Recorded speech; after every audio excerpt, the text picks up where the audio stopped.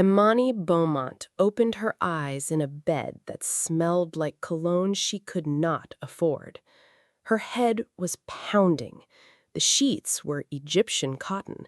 The ceiling above her was not her ceiling. She remembered leaving her firm's quarterly dinner at the Four Seasons in Atlanta.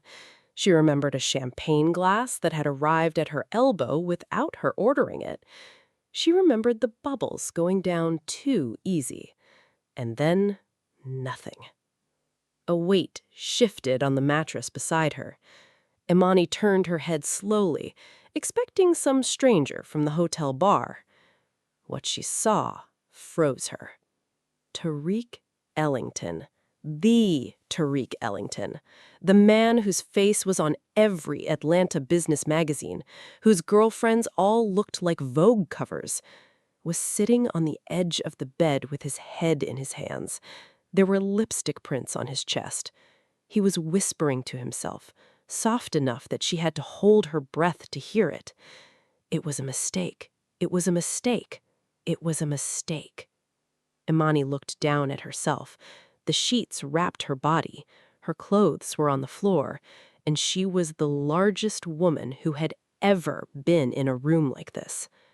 Before you go any further, if you have ever been the woman in the room everyone underestimated, the one they whispered about, the one they thought wouldn't survive the day, this story is for you.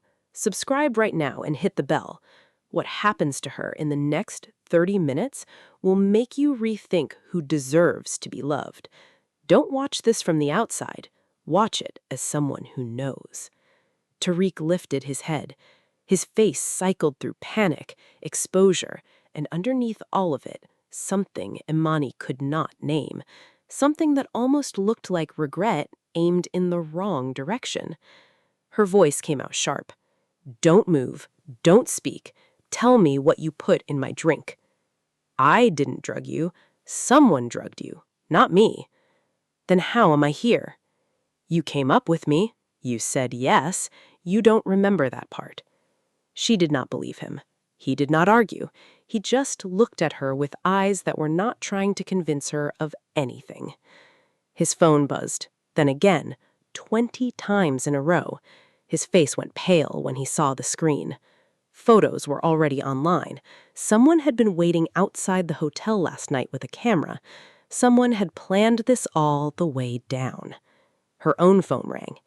It was her boss at Halloran and Croft. "Imani, we caught an emergency audit overnight. Ellington Holdings. You are the lead forensic accountant on the file. Get to the office now." She hung up. Tariq had not moved. He was looking at her the way a man looks at something he is about to lose. The lipstick on his chest was her shade. She knew it because it was the only shade she ever wore.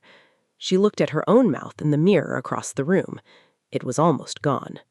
Something twisted low in her stomach that had nothing to do with fear.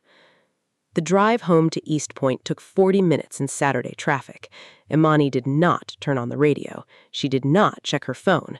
She drove with both hands on the wheel and watched the city change from glass towers to gas stations to the small brick houses on her grandmother's block. Mama Beaumont was on the porch when she pulled up. She took one look at her granddaughter in last night's dress and did not say a word. She just held the door open. Adrian was in the kitchen, already. "Girl, the photos are everywhere," her cousin said, sliding off the counter, eyes too bright. "Are you okay? Sit down, tell me everything." Imani filed it away. Adrian lived in Midtown. Adrian never drove out to East Point on a Saturday morning unannounced. Adrian had been here before Imani made it through the door. "I need a bath first, then we'll talk." She walked past her cousin without slowing down. She locked the bathroom door behind her and ran the water as hot as she could stand it. She undressed slowly. There was a bruise on her left hip, the shape of a thumbprint, a bite mark low on her shoulder, in a place where a dress strap would cover it. The soreness was not the soreness of someone who had been hurt. It was the soreness of someone who had been wanted carefully for a long time by someone who had been paying attention. She caught her own face in the mirror over the sink. She was smiling, faintly, confused. Her body knew something her mind had not caught up to yet. Imani sat down on the edge of the tub. He didn't drug me. Whoever drugged me, it wasn't him. And whatever happened in that room last night, I walked into it with my eyes open. That changed everything. At the office, 2 hours later, her boss laid the file on her desk. Ellington Holdings, cash flow irregularities, a whistleblower complaint filed the day before the photos dropped, 24 hours before anyone in Atlanta knew Imani Beaumont's name. She opened the file and started reading. The pattern was almost familiar. Layered transactions between 3 subsidiaries, each one moving money to the next within 48 hours. 3 shell LLCs sharing the same registered agent. That was the fingerprint of laundering through real estate. The only real question was whether Tariq was doing it himself or whether someone was doing it to him. She pulled the registration on the shell at the top of the chain. The owner was not Ellington Holdings. The owner was Vance Capital Trust 3. Her desk phone rang. Unknown number. Ms. Beaumont, we need to talk.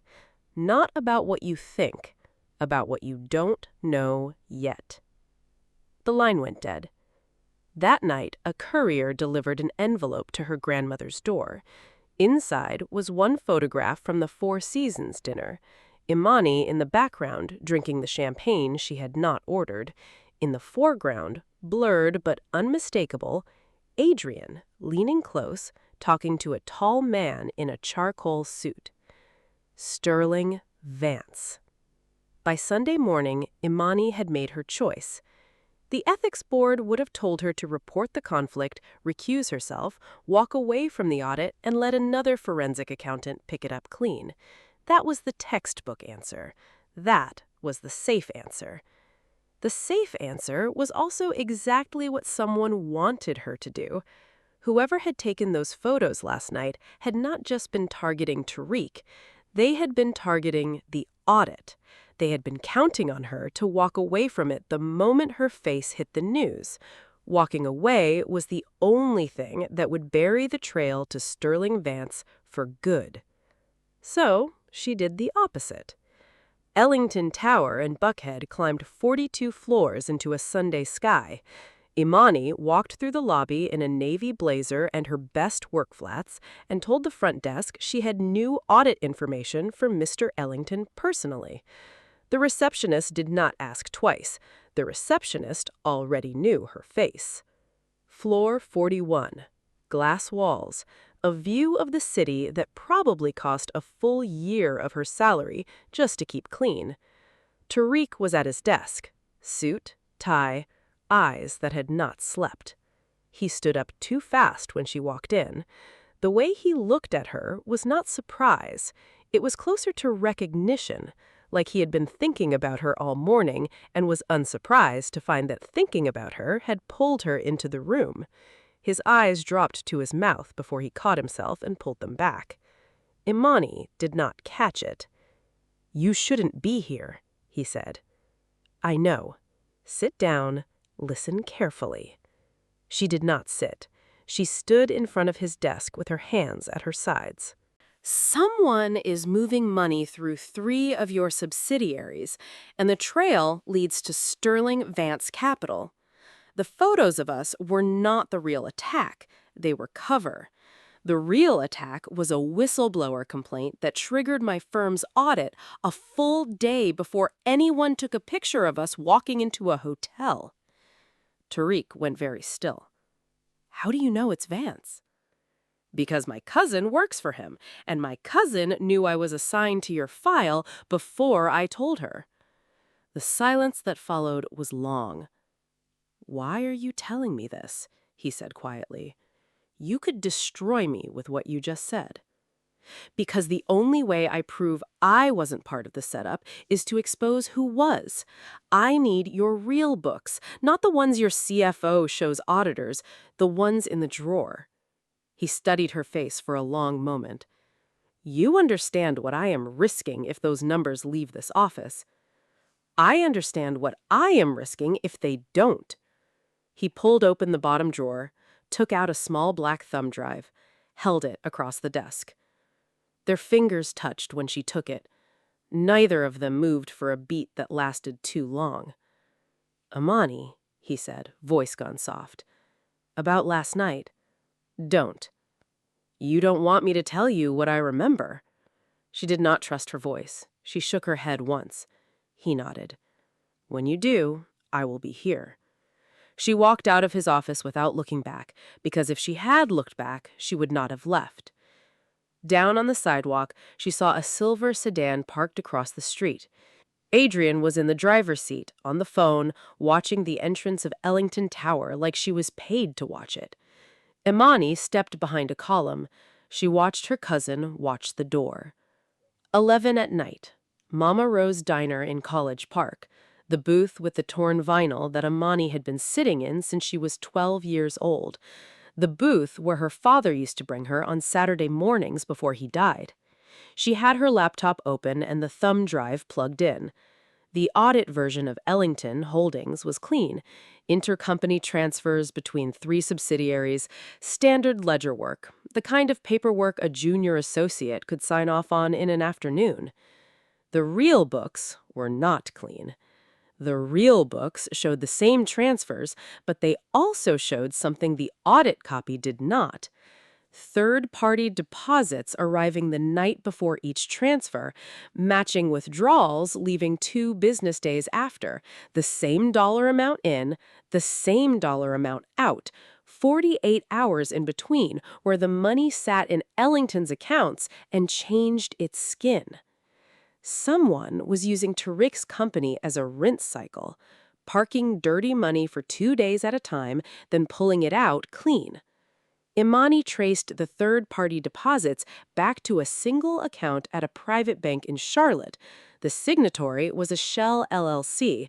The registered agent for the LLC was the same law firm that filed paperwork for Vance Capital. She had the connection.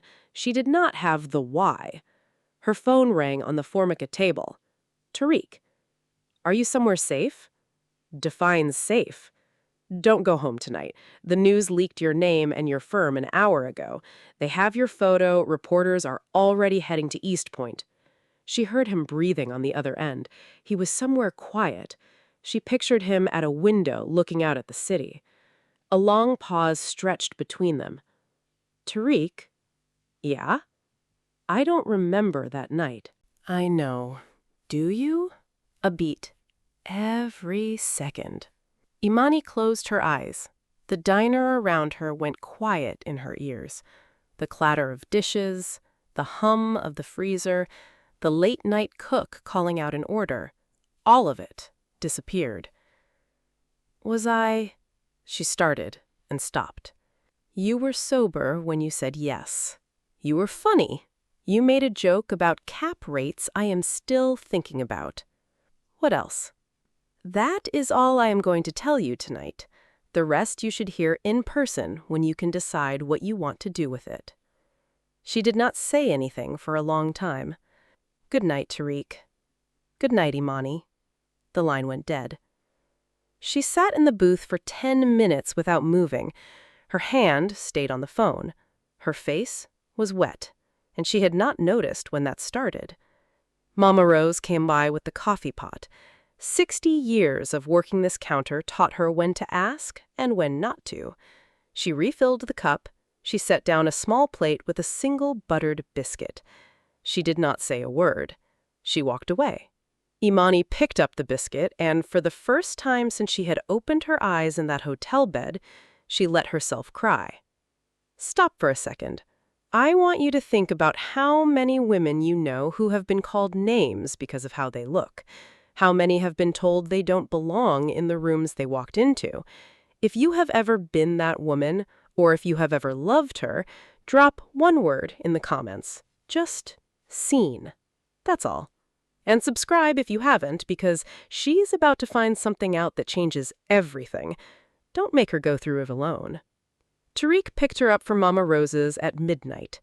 No driver, black SUV, hoodie pulled low over his face like a man who had spent 10 years learning how not to be recognized. He did not take her to Buckhead. He took her west, off the highway, into a neighborhood of small brick houses with porch swings and Christmas wreaths still hanging in November. He pulled into a driveway behind a Buick that had been parked there since 1998. Where are we? My grandmother's, the only place in the city no one knows belongs to me. The front door opened before they knocked. Mama Octavia was 78 years old and stood 4 feet 11 inches in slippers. She took one look at Imani. "Child, come in. You haven't eaten today." Inside, Tariq was a different man. Smaller, younger.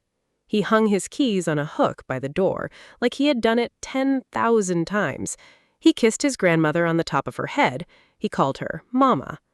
Mama Octavia fed them at the kitchen table. Smothered pork chops, collards with smoked turkey, cornbread she had baked that morning in case anyone showed up hungry. Imani ate. Tariq ate, too. He buttered the cornbread thick. Imani noticed because the man whose magazine spreads showed plain grilled chicken on every plate was eating cornbread with butter at his grandmother's table. After dinner, Mama Octavia looked at Imani across the rim of her coffee cup. "Are you the one in those photos?" "Yes, ma'am." "Did my grandson hurt you?" "No, ma'am." "Then you stay, as long as you need." Later, Imani washed dishes because she could not sit still. Tariq came into the kitchen to help. They did not speak. He reached past her to put a plate in the cupboard, and his chest brushed her back. They both froze.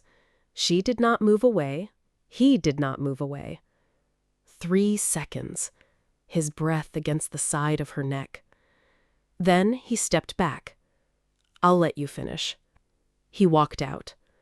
She put both hands on the counter to keep standing. Out on the porch swing an hour later, she told him about the man from 2 years ago, the one who told her she was beautiful and meant, "I want your money." The $30,000 he had taken, the year it had taken her to want to leave the house again. "I'm allergic to charm now," she said. He listened without interrupting.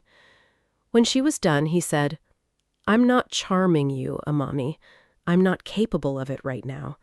Whatever I'm doing, it isn't a strategy. I don't have one." She believed him. She did not want to. She did anyway. He looked out at the dark street. "Tomorrow morning, I want to show you something at the office, something I haven't shown anyone in 4 years." "What is it?" "The truth about why I am the way I am." 6 in the morning. Service entrance at Ellington Tower. Tariq keyed an elevator code Imani had never seen. The numbers on the panel did not show floor 39. The elevator opened anyway.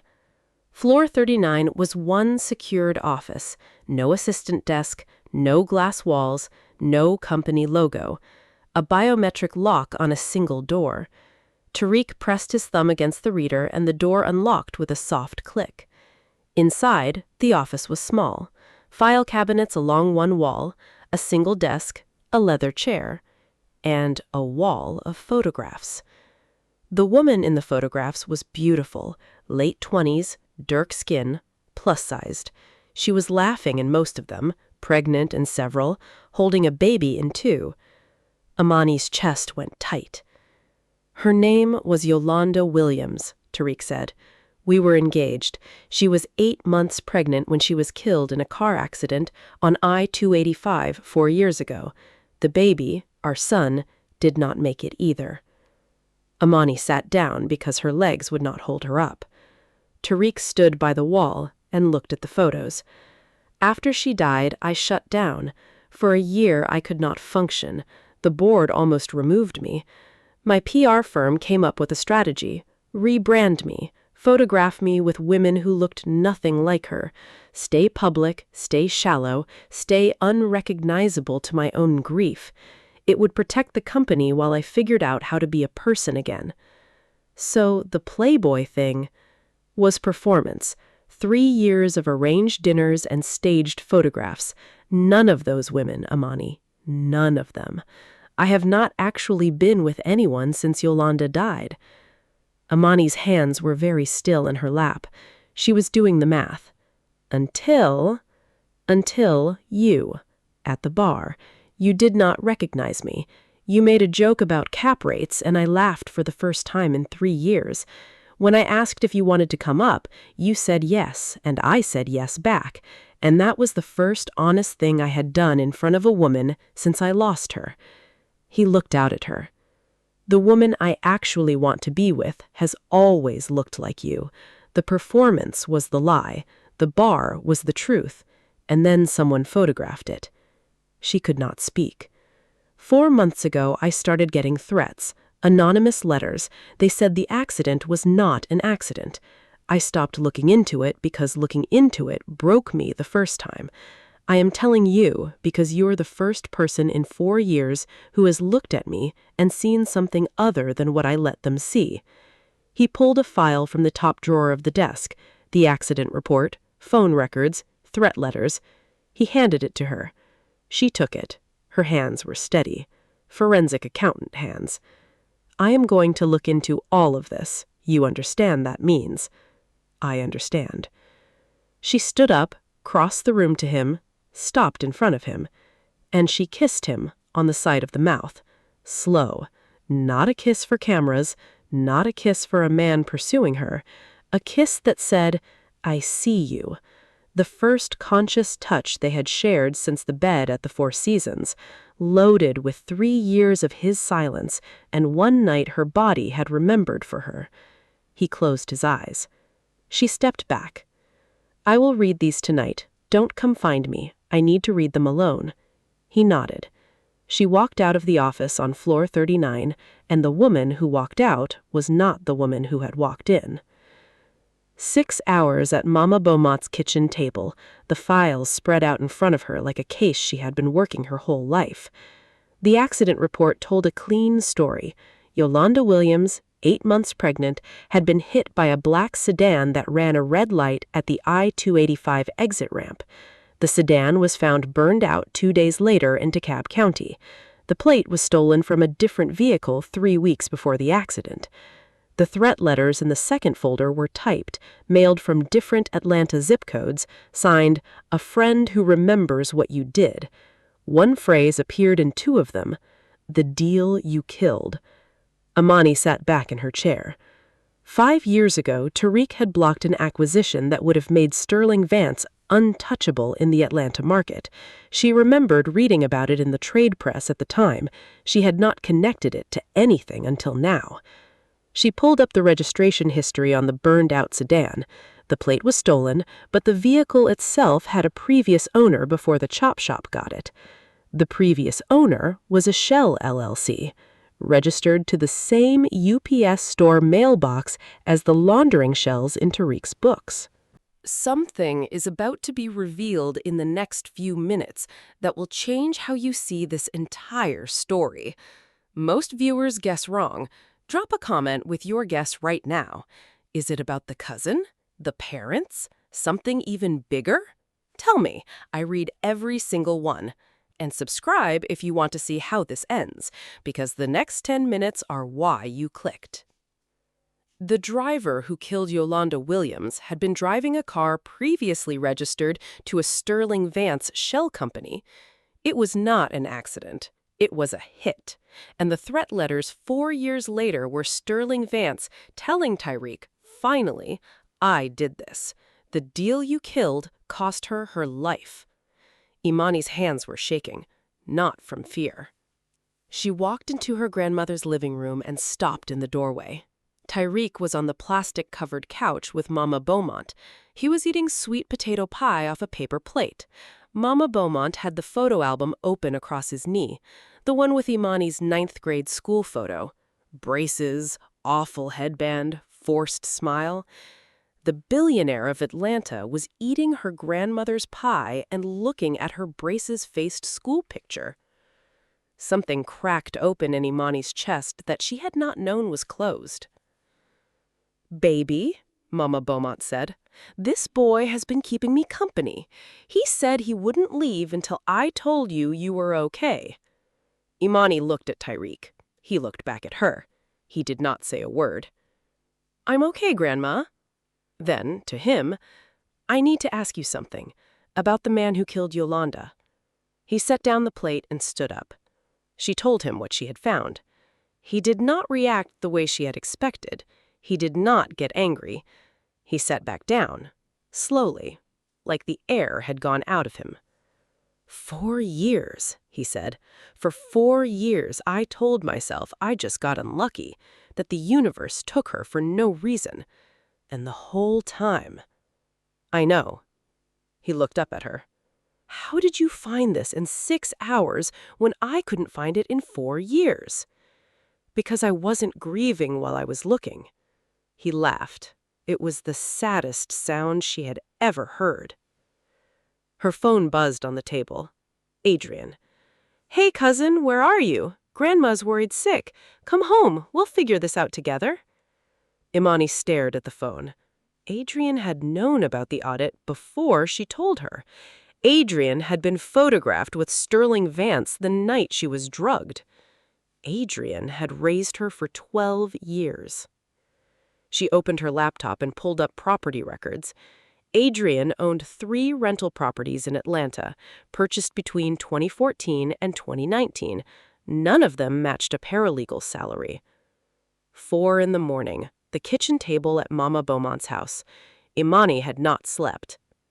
She had pulled every public record the Fulton County Clerk's Office made available online. When her parents had died 12 years ago, the family house in East Point was supposed to have transferred into the trust set up for Imani's benefit until she turned 25. That was not what happened. The deed showed a quitclaim transfer dated 2014, 2 years after the accident. The grantor on the document was the trust. The grantee was Adrian Beaumont.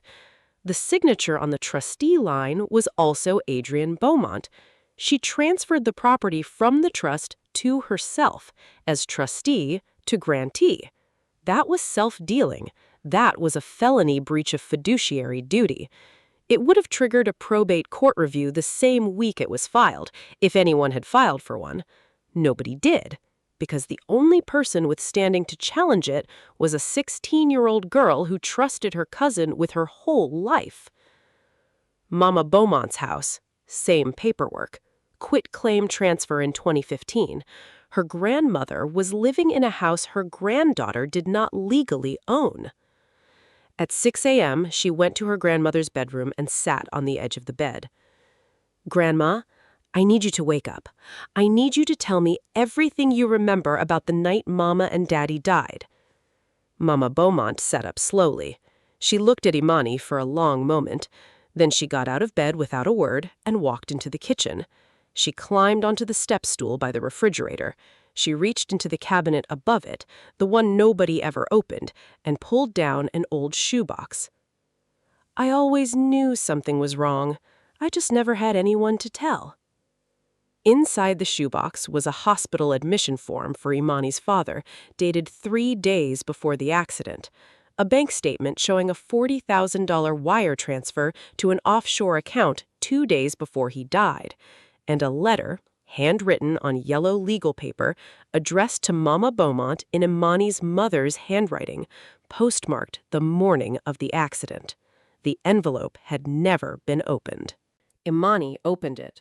"Mama, if anything happens to us, do not trust Adrian. She knows what we found out about the Vance deal." She read it once, then again, then a third time. She set the letter down on the kitchen table. Her shoulders began to shake. She did not make a sound. She just shook. Tariq had stayed the night on Mama Beaumont's couch, refusing to leave. He came into the kitchen now. He did not ask what had happened. He did not try to take the letter. He did not try to fix anything. He stood up from his chair, walked around the table, sat down on the floor next to her chair so his head was below hers. He wrapped his arms around her waist and rested his forehead against her hip. He just held her there. Mama Beaumont, watching from the doorway, put a hand over her own mouth. Imani put her hand on the back of Tariq's neck. They stayed like that for a long time. Nobody spoke. When she finally found her voice, it was quiet. He killed them. Sterling Vance killed Yolanda, and he killed my parents, and Adrian is the reason. Tariq lifted his head and looked at her. Then we end him together. You've stayed with her through all of it, through the photos, through the cruelty, through betrayals she did not see coming. What's about to happen next is the moment that decides everything. Hit subscribe right now if you haven't. Some of you have been watching for over an hour without subscribing. She has been fighting for 12 years. The least you can do is stand with her now. By morning, Imani had a choice in front of her. The legal path was clean and slow. Take the laundering evidence to the FBI. Take the wire transfer to the SEC. Take the property fraud to the Fulton County DA. Years of motions, appeals, delay. Sterling Vance had the kind of money that bought decades. He might walk before any of it touched him. The forensic accountant path was faster. File the audit report exposing the laundering scheme through the regular regulatory channels, but file it the same morning Tariq's lawyers filed a wrongful death civil suit on Yolanda's behalf with the new evidence about the burned-out sedan. Civil court did not require a criminal conviction. The court of public opinion did not require either. She called her boss at Halloran and Croft at 7 in the morning, told him she had a conflict of interest she was disclosing, told him she was filing the report anyway and accepting whatever consequences came after. He was quiet for a long time. Imani, if what you're saying is real, file it.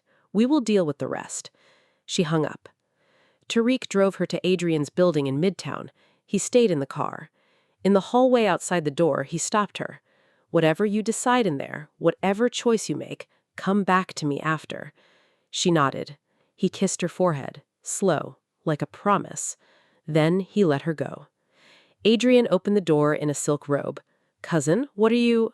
Imani walked past her into the living room and set the shoebox on the coffee table. Sit down. I want to hear it from you before the FBI hears it instead. Adrian sat. She did not try to lie. The version that came out of her mouth was the only version she had left. I was 22. I was working at a Vance-affiliated firm. He told me your father was getting in the way of a deal. He said if I told him what your father had found, he would make it worth my while. He used the word buyout, Imani. He never used the word kill. I didn't know. I swear to God I didn't know until they were already dead. And then I was too scared to tell you because I thought he would kill me too. And then you needed someone, and I was the only one left. So I tried to make it right by being the one who took care of you. For 12 years, I've tried to make it right. You took care of me with my own house, with my grandmother's house. You took the trust money. You took the property. You took my whole life and called it taking care of me? I know. Did you know about Yolanda? A long silence. I knew Vance had a problem with Tariq Ellington. I did not know what he was going to do. Did you know about the Four Seasons? Did you know they were going to drug me? Adrian started to cry. He told me to keep an eye on you. He said it would just be photographs. Imani stood up. You have 24 hours. Witness for the prosecution by tomorrow morning, or co-defendant. Choose. She walked out. Adrian called her name once. She kept walking. In the car, Tariq did not ask. He took her hand and held it the whole drive home. 3 weeks later, on a Tuesday morning, Imani filed the forensic audit report at 9 a.m., 247 pages, every shell, every wire, every signatory, traced back to Vance Capital Trust 3. At 9:15, Tariq's legal team filed a $400 million wrongful death suit against Sterling Vance, personally, with the Ning evidence about the burned-out sedan and the registration trail. At 9:30, Adrienne Beaumont walked into the FBI's Atlanta field office with her attorney. She had chosen witness over co-defendant. By 10, every business news outlet in the country had the story. Sterling Vance was arrested at his Buckhead home at 11:42 a.m. He was wearing a bathrobe. He looked shocked. 6 weeks later, Imani sat across from him in a deposition room downtown, lawyers on both sides, a polished mahogany table between them. She was the financial expert witness. He was the defendant. He looked at her, really looked at her, the way a man looks when he realizes the woman he treated as collateral damage was the one who ended him. She did not blink. He looked down first. The lawyers kept talking. Nobody else in the room knew what had just happened across the table. They did not need to. That same month, Halloran and Croft offered her a partnership. She turned it down. She opened her own shop instead. 2 people, a small office on Peachtree in Midtown, forensic accounting for women-owned businesses. She named it after her mother, Beaumont Forensics. Mama Beaumont cut the ribbon at the opening. She wore the lavender dress she had been saving for 30 years for an occasion that mattered. 2 months later, Imani and Tariq were on Mama Octavia's porch swing in West End. He was holding her hand. The story had moved on. Nobody was watching them anymore. "My grandmother asked me yesterday if you were going to make an honest man out of me," he said. Imani laughed. "What did you tell her?" "I told her you already had." A long, comfortable silence sat between them. "Tariq." "Yeah?" "I want to ask you something, and I want an honest answer. 3 years ago, when you decided to become the Playboy billionaire, you were grieving. You weren't choosing. Are you choosing now? Because I don't want to be someone you ended up with. I want to be someone you walked toward." He turned to her, took her face in both hands. "The first night I saw you, I walked toward you across that bar. The morning after, when you woke up and looked at me like you weren't afraid of me, I walked toward you again. When you came to my office with information that could have destroyed me, I walked toward you. When you sat at my grandmother's table and ate cornbread like it was a sacrament, I walked toward you. When you sat on your grandmother's kitchen floor with my arms around you and didn't tell me to get up, I was already home. I have walked toward you every single day. I'm not going to stop." He kissed her, properly, mouth to mouth, in the daylight, on a porch swing in West End. The first real, full kiss of the entire story. 9 chapters of waiting. It landed like a payoff. That night at her grandmother's house, Imani went through the last of the shoebox. At the very bottom, beneath everything else, was one more letter, addressed to her in her mother's handwriting. To be opened on your 30th birthday. 6 months away. She did not open it. She set it carefully on the kitchen table for later. "Some answers can wait," she said, mostly to herself. "This one I want to read when I'm ready." Mama Beaumont from the doorway. "You always were the patient one, baby." This story is over, but the next one isn't. This week, I'm releasing the story of a woman who walked into the most powerful law firm in Charlotte and walked out owning the partnership that tried to bury her sister. Subscribe and turn on the bell so you don't miss it. Drop a comment and tell me, would you have given Adrian the 24 hours?